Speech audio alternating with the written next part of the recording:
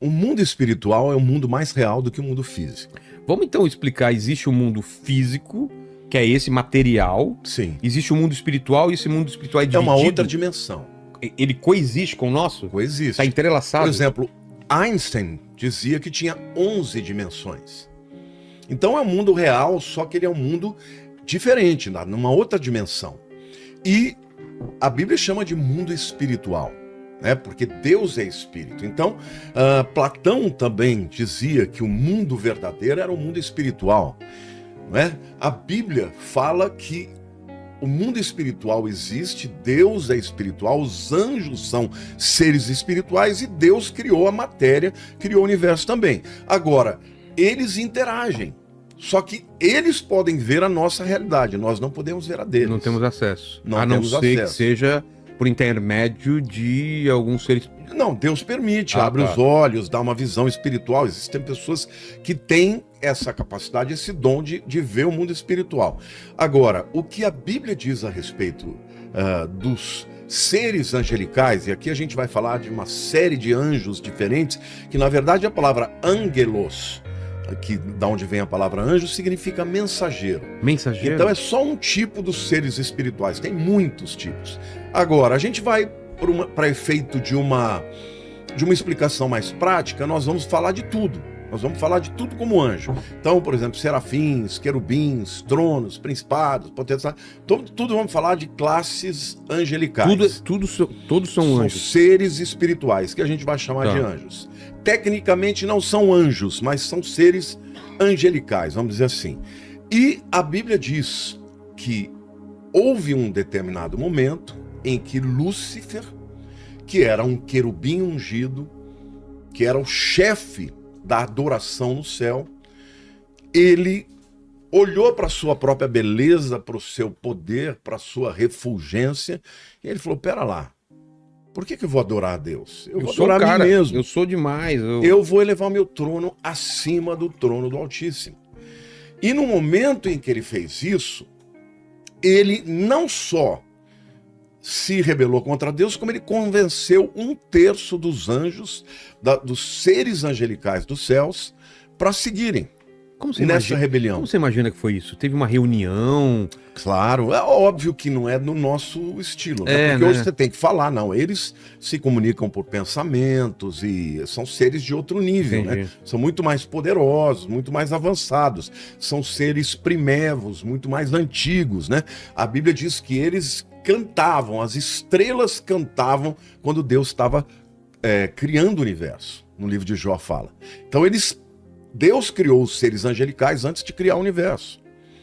Então, quando ele convence esses seres de se juntarem a ele, Deus vem e dá um basta. E Deus derrota Satanás, ordena que ele seja lançado, não só para a terra, mas para o profundo do abismo. Qual é a... Porque é dito que a gente é a imagem e semelhança de Deus. Sim. E os anjos? São o quê? Os anjos, veja... Por que nós somos a imagem e semelhança de Deus? Porque Deus é espírito. Porque Deus também tem vontade e tem livre-arbítrio para decidir fazer o que Ele quer. E Deus compartilhou com o ser humano não só a natureza física, mas a natureza espiritual também. Então Deus é espírito, a essência de Deus é espiritual. Nós também, embora tenhamos um corpo, habitemos num corpo, nós somos espírito. Então, o ser humano é corpo, alma e espírito. A alma é a psique, a mente, o intelecto. O corpo é a sede dos 5 sentidos. Mas o espírito é a parte imortal que vai viver eternamente. Esta alma, do jeito que ela é, e também este corpo vai ser transformado. Não vai ser exatamente como é agora, mas o espírito é eterno, porque ele foi feito à imagem e semelhança de Deus. Os anjos, eles são criaturas de Deus, mas eles não têm na Bíblia nenhuma menção de que eles sejam feitos à imagem e semelhança de Deus. E livre-arbítrio, já que o livre-arbítrio eles tinham. Tinham também, claro, vontade. Tanto é que a Bíblia diz que ele era perfeito nos seus caminhos até que se encontrou iniquidade no seu coração. Então, no momento em que ele acha que ele pode ser maior que Deus, veja, ele não quer ser abaixo de Deus. Ele era o maior de todos os seres criados, né? Mas tem a ver com a criação do homem, essa revolta? Então, essa é uma das teorias. Ah. Porque alguns acreditam que a revolta aconteceu quando Deus criou o homem.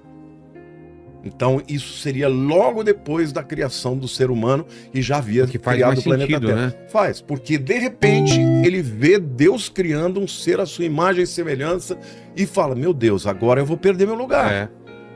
E aí ele teria se rebelado. E os anjos servem aos seres humanos? Sim, a Bíblia diz que os anjos são espíritos ministradores a respeito daqueles que vão herdar a salvação. Eles foram criados para serem uma interface entre Deus e os homens. Entendi.